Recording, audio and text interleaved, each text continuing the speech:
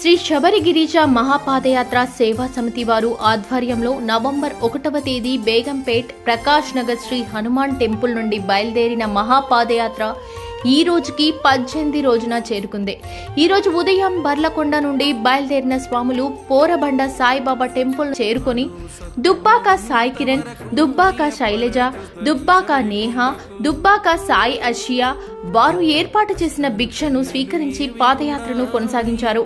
ఈ రోజు వరకు స్వామి మహాపాదయాత్ర 564 కిలోమీటర్లు చేరుకుంది. సోములు యాదవ్ గురుస్వామి మరియు బొమ్మర్తి బుచ్చిబాబు గురుస్వామి ఆధ్వర్యంలో నాగరాజు గురుస్వామి, దుబ్బాక సాయి కిరణ్, బాలు యాదవ్ గురుస్వామి, దశరథ్ గురుస్వామి, బబ్లు గౌడ్ గురుస్వామి, టిల్లు కృష్ణ స్వామి, నరేష్ గురుస్వామి, పవన్ గురుస్వామి, ఓం ప్రకాష్ గురుస్వామి, అనంతకృష్ణ గురుస్వామి, అశోక్ గురుస్వామితో పాటు 156 మంది స్వాములు ఈ పాదయాత్రలో పాల్గొన్నారు.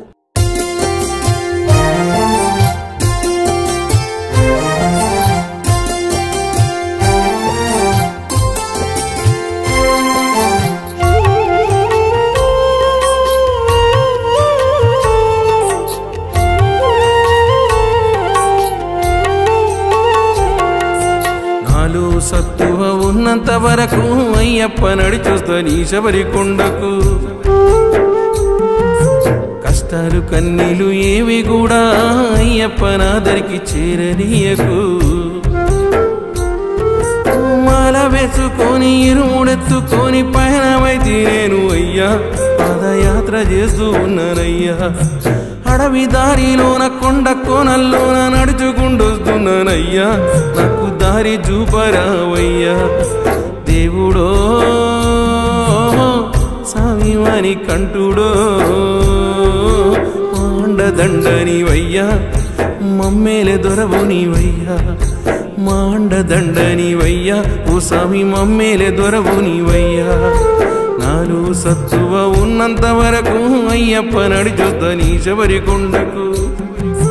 కష్టాలు కన్నీలు ఏవి కూడా అయ్యప్ప నాదరికి చేరనీయకు.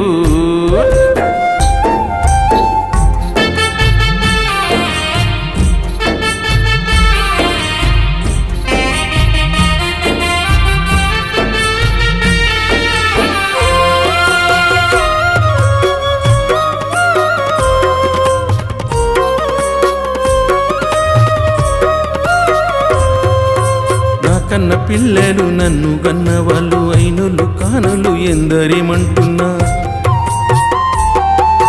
బ్రతుకు బాటలో నాటు పోటులు ఉన్న జీవన పయనంలో అడ్డంకులొస్తున్నా. మాండదండనివయ్యా మాకు కొండంత బలము నీవయ్యా. మాండదండనివయ్యా మాకు కొండంత బలము నీవయ్యా. దేవుడో స్వామివాని కంటుడో కష్టాలు కడ తీర్చవయ్యా ఓ స్వామి చల్లంగా మము చూడవయ్యా.